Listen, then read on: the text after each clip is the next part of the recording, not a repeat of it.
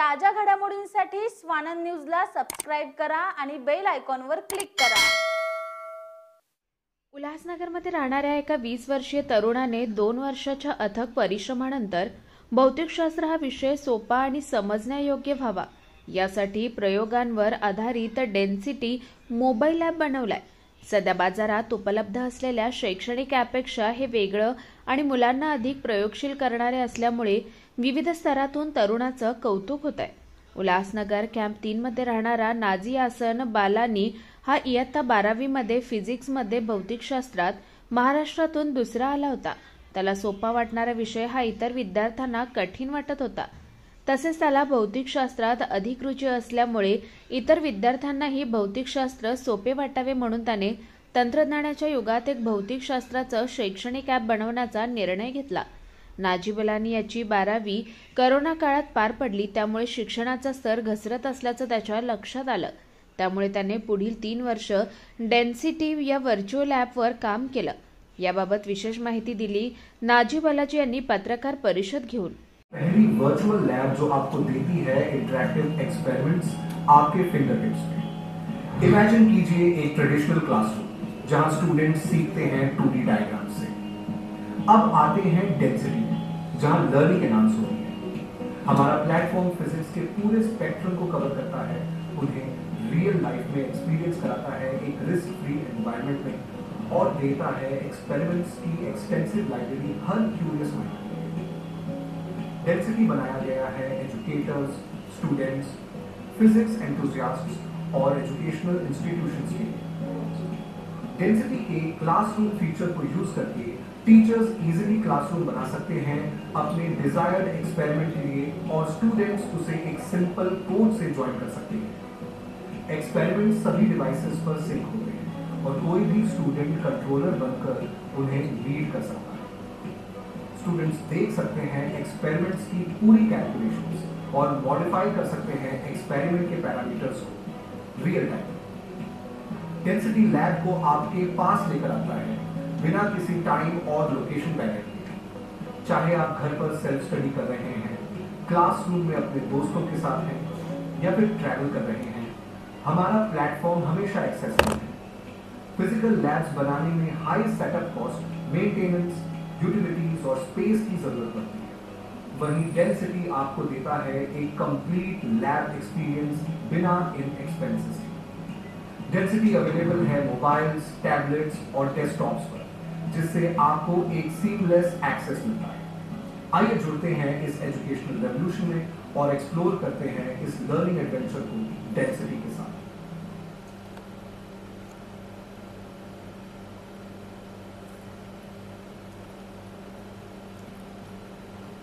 Alright, जिस तरह आप लोगों ने अभी वीडियो में देखा, हम थोड़ी सी और जानकारी लेंगे इस ऐप की।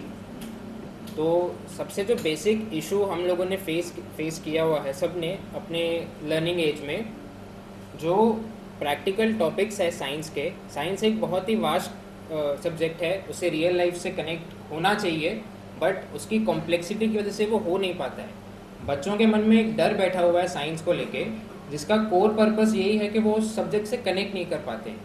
इसके काफ़ी सारे रीजंस हैं। साइंस लैब्स की अवेलेबिलिटी कम है, जहां अवेलेबल है वो बच्चों को डेली एक्सेसिबल नहीं है। उसके अलावा लैब में रिस्क होता है सर्टेन चीज़ों का, कॉस्ट एक बहुत बड़ा बैरियर होता है, स्पेस, लोकेशन जैसी चीज़ें भी बीच में आती है, और काफ़ी एजुकेशनल इंस्टीट्यूशंस एक लैब को सेटअप और मेंटेन नहीं कर सकते हैं, जिस वजह से वो गैप एक क्रिएट हो गई है इस इंडस्ट्री में। पर अगर हम इमेजिन करें एक ऐसा वर्ल्ड जहाँ पर लिमिटलेस लर्निंग हो, ना कोई रिसोर्सेज का इशू, ना स्पेस, कॉस्ट, लोकेशन का इशू और ना कोई रिस्क, डेंसिटी यही ऑफर कर रहा है। डेंसिटी का एम है साइंस को सिंपल और इंटरैक्टिव बनाना हर बच्चे के लिए। जो प्रैक्टिकल अप्रोच है वो टीचर्स की हेल्प करती है कॉम्प्लेक्स टॉपिक्स को ब्रेक डाउन करने में, और स्टूडेंट्स की हेल्प करती है उसे ईजीली समझ के रिटेन करने में। एक बहुत फेमस कहावत है कि अगर आप मुझे बताएंगे तो मैं थोड़े टाइम में भूल जाऊंगा, आप मुझे दिखाएंगे तो थोड़ा और याद रहेगा, पर अगर आप मुझे इन्वॉल्व करेंगे तो मैं उसे हमेशा याद रखूंगा। आप सोचें कि डेंसिटी में अलग क्या है ऐसा। मार्केट में तो काफ़ी सारे एजुकेशनल ऐप्स है। डेंसिटी में जो सबसे इम्पॉर्टेंट चीज़ है बेसिकली साइंस जो एक सब्जेक्ट है उसमें काफ़ी पैरामीटर्स होते हैं, जैसे स्पीड, ग्रेविटी, फ्रिक्शन, लोकेशन, बहुत सारी चीज़ें डिपेंड करती है और उनके हिसाब से एक्सपेरिमेंट प्रोसीड करता है। डेंसिटी में आप ऐसे सारे पैरामीटर्स जो उस एक्सपेरिमेंट में अवेलेबल है उसे चेंज कर सकते हैं, कंट्रोल कर सकते हैं, अलग अलग चीज़ें सेट करके एक्सपेरिमेंट के हर रिजल्ट को ऑब्जर्व कर सकते हैं। सिर्फ इतना ही नहीं, आप उस रिजल्ट की स्टेप बाय स्टेप कैलकुलेशंस देख सकते हैं, जिससे आपकी सिर्फ अंडरस्टैंडिंग नहीं, आपका मैथमेटिकल बेस भी क्लियर होगा जो एग्जाम्स में पूछा जाता है। इसके अलावा डेंसिटी में टीचर्स क्लासरूम बना सकती है वर्चुअली, जिसमें स्टूडेंट्स किसी भी लोकेशन से ज्वाइन करके एक्सपेरिमेंट्स पे कोलैबोरेट कर सकते हैं, साथ परफॉर्म कर सकते हैं। इसके अलावा टीचर्स इंटरैक्टिव होमवर्क्स क्रिएट कर सकती है लेस देन 30 सेकेंड्स में और एफर्टलेसली उसके सबमिशंस को ट्रैक कर सकती है। जो बेस समरी है मेरी वो ये है कि डेंसिटी एक वीडियो ऐप नहीं है। डेंसिटी एक इंटरैक्टिव प्लेटफॉर्म है जहाँ पर बच्चे सिर्फ देखते नहीं हैं, करते हैं। हमारा की कंसेप्ट ही ये है, learn by performing. Physical labs बनाने का काफ़ी बड़ा कॉस्ट इशू रहता है जनरली, जो भी हमने डिस्कस किया।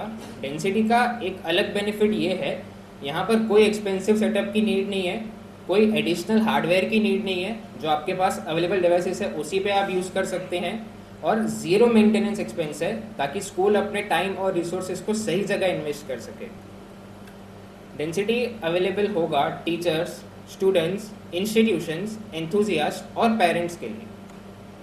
डेंसिटी करंटली अवेलेबल है मोबाइल्स और डेस्कटॉप पर। इसे आप कॉमन प्लेटफॉर्म्स जैसे प्ले स्टोर, ऐप स्टोर और माइक्रोसॉफ्ट स्टोर से डाउनलोड कर सकते हैं, जिससे सीमलेस एक्सेसिबिलिटी मिलेगी सारे यूजर्स को। तो चलिए एक ऐसी रेवोल्यूशन की तरफ बढ़ते हैं जहां बच्चे सिर्फ साइंस को पढ़े नहीं, एक्सपीरियंस करें। एक ऐसा क्लासरूम जिसकी कोई बाउंड्री नहीं है, जहां प्रैक्टिकल लर्निंग आपके फिंगर टिप्स पे है। It's exciting, it's revolutionary, its density. Thank you everyone for being here. तो इन जनरल कार तो हम में से काफ़ी लोगों ने चलाई होगी। 12th क्लास का एक टॉपिक है maximum safe speed on a banked road. Generally क्या होता है, जब भी स्टीप टर्निंग्स होती है, रोड को हल्का सा टिल्ट किया जाता है, एक एंगल पे लिया जाता है, उससे कार हायर स्पीड पे वहाँ से जा सकती है, रिस्क कम हो जाता है एक्सीडेंट का। तो उसके ऊपर हमारा एक एक्सपेरिमेंट है।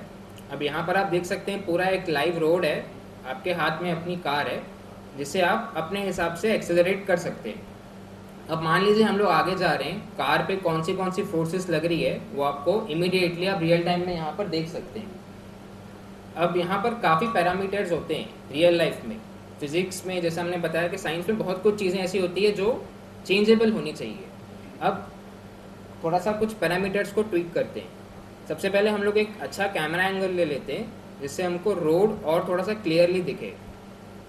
अब ये रोड है हमारा जो कर्व्ड है, इसमें सबसे पहले तो हम जो रेडियस है रोड का उसको चेंज कर सकते हैं, जिससे रोड की स्मूथनेस कम ज़्यादा होगी, जैसे कि आप देख रहे हैं।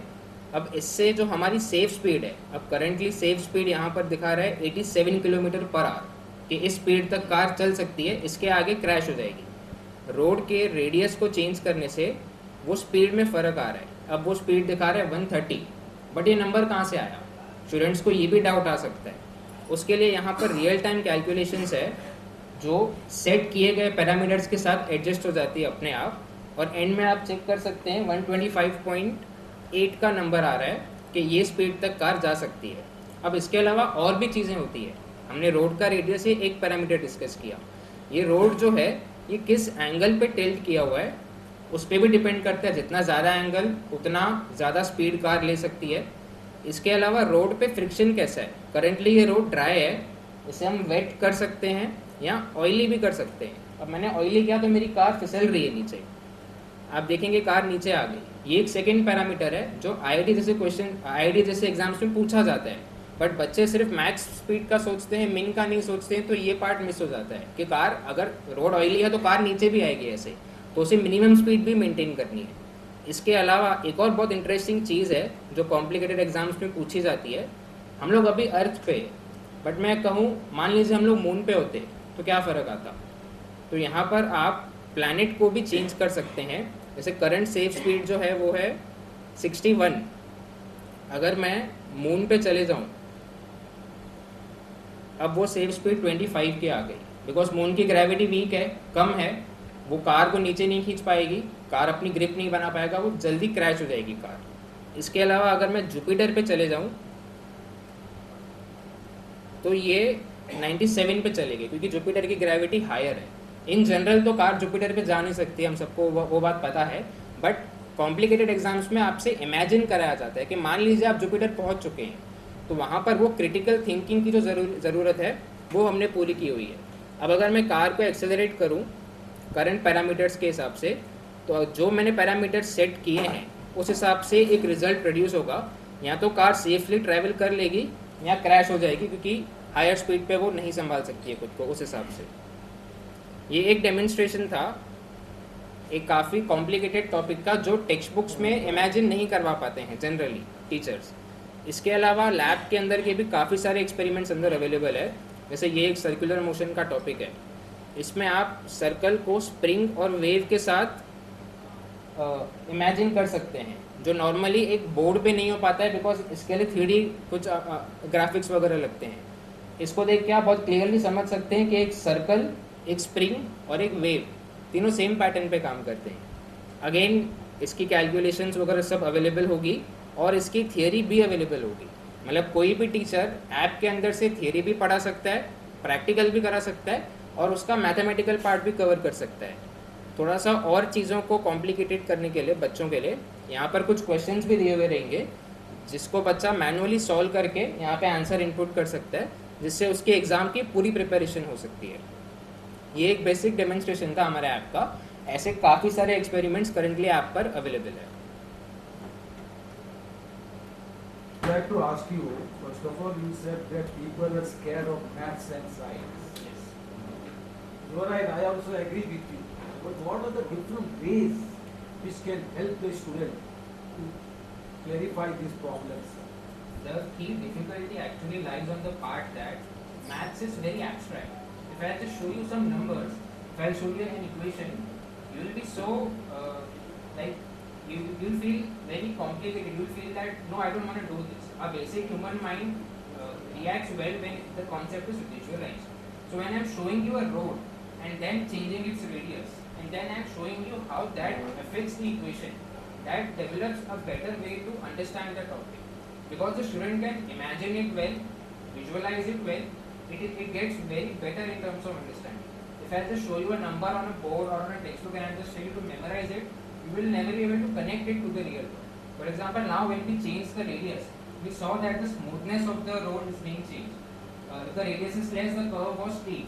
So obviously the car won't be able to travel at a higher speed. So when we are visualizing the concept, it helps us understand the topic as well as the maths behind it. But actually nobody can do anything without maths and science. Yeah, that's absolutely correct. Yes, That is actually the reason of why I have started this app. Thank you so much.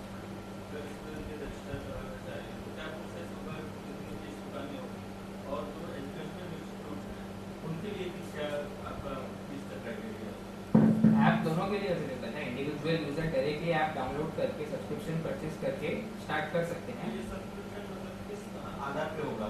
पूरे उसके लिए एक ही वो होगा या अलग experiment के लिए होगा, अलग चीज होगी, किस तरह? सब्सक्रिप्शन एक्चुअली आपकी क्लास पर डिपेंड करेगी, आपको किस क्लास के एक्सपेरिमेंट्स परफॉर्म करने हैं। फॉर एग्जांपल क्लास 9, क्लास 10, 11, 12 उस हिसाब से प्राइसिंग रहेगा। जो मैं आपको एक एवरेज बताऊँ, हर क्लास का डिफरेंट प्राइस है। क्लास 12 के एक्सपेरिमेंट ज़्यादा है तो प्राइस भी उस हिसाब से है। जो नॉर्मल प्राइस मैं आपको बताऊँ मंथली रहेगा 70-80 रुपीज़ के आसपास ऑन एन एवरेज, उससे कम भी रहेगा लोअर क्लासेस के। स्कूल की पूरी साइंस और हाई स्कूल के फिजिक्स के ऊपर है। हम हमारा नेक्स्ट फोकस शिफ्ट करेंगे। एक बार हमारा फिजिक्स जब कम्प्लीटली फिनिश हो गया स्कूल्स के हिसाब से, फिर हम अपना फोकस शिफ्ट करेंगे अदर सब्जेक्ट्स के ऊपर। Currently properly high school physics और स्कूल लेवल साइंस के ऊपर है। Apps that actually provide video content, but for you to be a doctor, you will need a degree from UGC approved college. That can only be done by the government. Apps can provide you the theory, the learning part of it, but for you to become a proper professional and get a degree, I think that part could be done by the government and not by us individuals. Have you reached out to schools? Regarding the app and what reached out to? Currently, we have reached out to local schools of our city, schools related to Sindhi Education Society, and we have taken feedback from the teacher. So our current purpose for visiting school was to obtain feedback and to make the app more user friendly for the teachers. Because when the teacher understands the app, students will automatically get through it. We haven't yet reached out to schools for the marketing purposes or for selling the app. Right now, all our visits have been for purely feedback purposes. And that has been limited to Sindhu Education Society. Correct. And I have also visited some other institutions like classes and other places where students, where there are lower quantity of students, but the students are more interactive and I could say more open to mobile communications, etc. Like in schools, you only have desktop access, you don't have mobiles. At classes, you also have mobiles and other such things. So I have also visited some institutions, some local classes, and I have also obtained their feedback. All that feedback is already implemented in our current version, available online. So these schools were mostly private schools or even the state-owned schools, and have you like reached out to the education department and PhD department? No, I haven't reached out to any government body yet. I have visited private school. My key focus was first making it perfect for the teachers, so that first like I should get the feedback, I should know what the teachers want, because what I want doesn't really matter at that level, what they want actually matters. So I have created the app so well that the teachers can use it easily. My next step would be to reach out to government bodies and other similar institutions. What was the motivation behind your work? Actually, in my introduction, I think I haven't mentioned this. I was one of the highest scorer of physics when I was in 12th class. I am currently 20 years old. So during my learning journey, I faced this huge problem. Like I was in love with physics. I have always created some new devices and things that are currently placed at the science lab of my school. So I had this different curiosity. I always wanted to test things. I had this thinking, यार अगर ऐसे नहीं करूँ वैसे करूँ तो क्या अलग होगा. So I used to build things and I saw this huge gap. Students are unable to unable to understand the part that why things actually happen. I personally faced this issue myself when I was in class 12. Concepts are too vast because the concept is 3D, but we are explaining it in 2D. So I personally faced that issue, that gap between theory and practice. So I thought there should be some platform where students can safely perform all sorts of experiments. Like practical learning should be the way our Indian education system proceeds. Have you ever thought about connecting this, like because you were saying it is a virtual experience, have you ever thought about connecting it with VR? I have thought about it, but there is a key concern behind it. Our app is not just for watching, it is for performing. So if you are doing it with VR, you will need hand tracking in your VR supported because you want to perform the experiment live. Hand tracking VR generally costs around 40 to 45,000. The current one in the market is Meta Oculus Quest. So that range cannot be afforded by everyone out there. If I'll make that compulsory, so majority of the people in India won't be able to use that because that is a luxury device. People generally don't have that in their home. So my goal was that people don't have to buy anything extra. They should be able to use the app on the devices they already have. And we have also optimized the performance so that even budget devices can properly execute all the experiments. बिल्कुल. Phone के लिए भी क्या है facility या नहीं? Currently सिर्फ English में अवेलेबल है, बट हमारे प्लान्स है फर्दर इसको और लैंग्वेजेस में एक्सपांड करने के. How are you planning to visualize chemistry? So chemistry is hard to visualize, and the chemical formulation when it is happening over there, the end product which is coming out. So how are you working on it to portray it? We haven't really started with chemistry yet, but our key perspective will be very similar. For example, if you are performing a chemistry experiment, there are 2 beakers and a third beaker for mixing the setup. So students can decide what quantity of which experiment to mix and what the outcome should be. For example, the chemical turns yellow, or if there is some explosive substance it blasts, or it catches fire. There are so many things that happens in chemistry experiments. All that can be demonstrated and properly visualized for the users. Yeah, currently we haven't started with chemistry. Our core perspective is especially for physics, high school physics, and for school level science. But this is how we'll be executing chemistry in the future. Chemistry as well, right? School level science includes chemistry. Right? School level science includes some basics of chemistry. That part will also be added in the app. Like currently we have covered almost 80% of the syllabus. Our target is that till April till May we cover the entire thing, so that when the next education year begins from May or June, users will have access to all the experiments out there. Currently we have covered all the important ones, but like I would say 20% of the part is remaining, which will be added further, and even more experiments that are specially for competitive exams like JEE NEET, those experiments will also be added along with time. Videos will give JEE exams. Actually, I had a very different scenario. I was from COVID batch, so things were completely shuffled. Normally JEE happens in January. Our JEE was scheduled in April. I had prepared for it, and my teachers used to say that you will be scoring well, because I was good performer of physics and maths.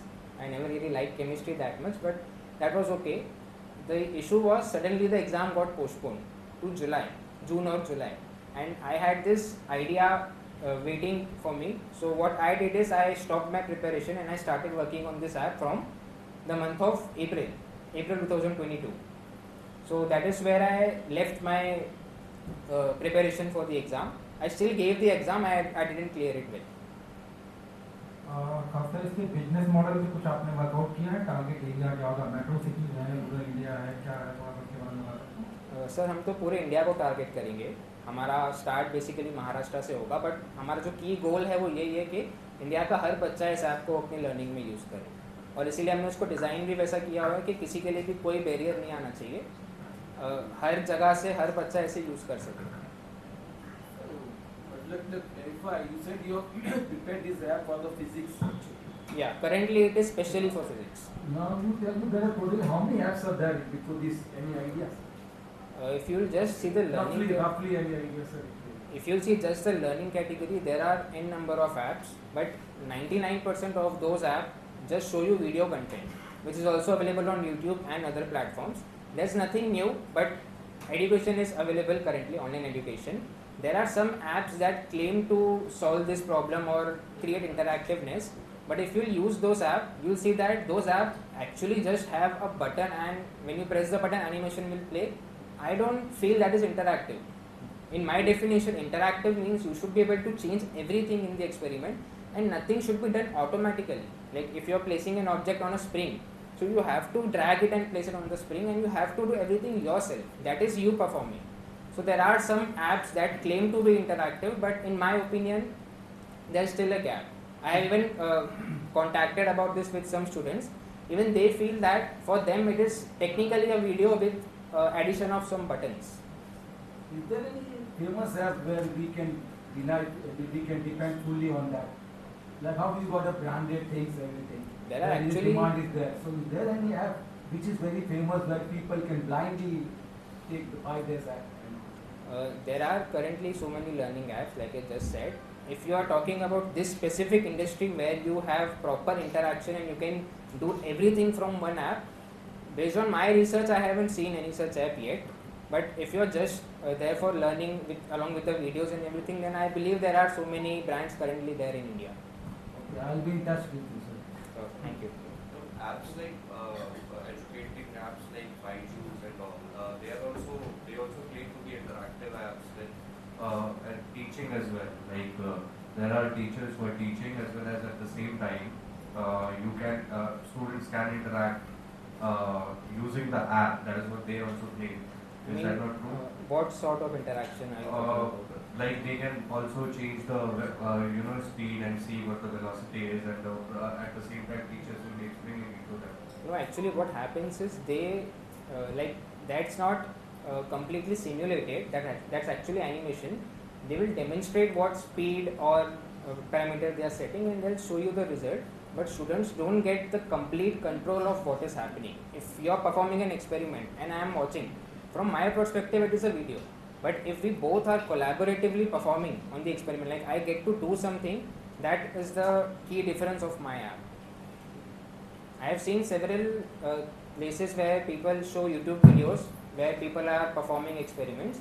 That is also good, but again the problem is not solved there, because from user's perspective it is a video, even though the person in the video is performing the experiment. My key goal is everyone should get their own personal virtual app where they can perform experiments at any given place at any given time. But then why have you not taken feedback from the students, because your target audience are the students? I have actually taken feedback from students as well. My entire feedback process has been in a way that I have visited schools, institutions, I have interacted with teachers, with students. I have taken all their feedback. I actually started this from September, and for the next 3 to 4 months, 2024. For the next 3 to 4 months, I have been solely working on feedbacks, because when I visited schools, you know what happens is teachers are not generally very used to technology. So they were facing difficulties with some features, they didn't know how to locate this feature, etc. So I had to make it more interactive and more appealing for both students and teachers. So we have taken feedback from both, and we have also implemented everything. What was the basic difference between the feedback that you got from a teacher and a student? Because Actually, there were lots of differences. Students were asking for, I would say, more freedom in a classroom environment. They wanted to change the camera angle on their own directly, but from the feedback that I have received from the institution, teacher should be the one controlling the experiment, and if teacher wants a user to continue from that particular point, teachers can transfer control to that student, and then that student will lead ahead. So student wanted that they should be able to set everything on their own, and it should not be in a complete sync. But the key issue with that was, if teacher is explaining something and the child is looking somewhere else, the concept will not be delivered to that child. So teachers wanted it such that they should be able to control, because they are the one teaching, and when they want someone else to interact and continue, they can transfer control, and then that person controlling the experiment will do it, and others all will automatically see it on their own devices. Sir कितने बच्चे जो है आपकी app के अंदर प्रशिक्षण दे रहे हैं, उनका फ्यूचर क्या है? अभी करेंटली सिर्फ फीडबैक के लिए ऐप था, तो हमने जितने बच्चों को दिया हुआ था मैनुअली उन्होंने यूज़ किया हुआ है. पब्लिक के लिए ये ऐप हमने परसों किया हुआ है अवेलेबल, एंड अभी तक हमने कोई मार्केटिंग स्टार्ट नहीं की है. ये प्रेस कॉन्फ्रेंस के बाद से हम लोग वो चीज़ें करने वाले थे. अभी तक कॉमन पब्लिक ने फुल्ली ऐप यूज़ नहीं किया हुआ है खुद खरीद के. जो हमारे पास फीडबैक है वो हमने जिनको मैनुअली दिया हुआ है उनका है.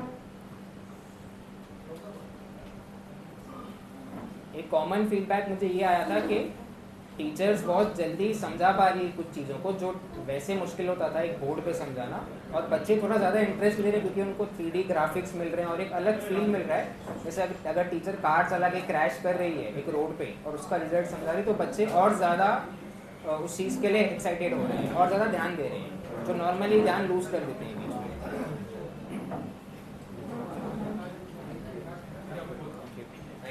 Thank you so much. Thank you everyone for being here. First of all, I really wish to congratulate Nazi Asan Balani, a young, dynamic and very innovative founder of Density app. Basically हमारी institution, हमारी educational trust है जो 1948 से चल रही है. 75-77 years हमने education में बिताए हैं. हमारे काफ़ी स्टूडेंट्स ने ये एप्लीकेशन बहुत बार प्रैक्टिस भी किया है हमारे स्कूल्स में. बीइंग अ कॉमर्स ग्रेजुएट, हमेशा ये हमने सीखा था कि like we live commerce from the start of the day till the end of our day. But ये एप्लीकेशन या इसके जो एक्सपेरिमेंट्स जो नाजी ने बनाए हैं, वो एक्सपेरिमेंट्स के थ्रू जैसे मतलब हमने गो थ्रू किया है, हमारी पूरी टीम है टीचर्स की, सबने, तो वी रियली बिलीव कि we live science from the start of our day till the, वैसे भी है लेकिन बहुत सारे ऐसे एक्सपेरिमेंट्स हैं इसमें.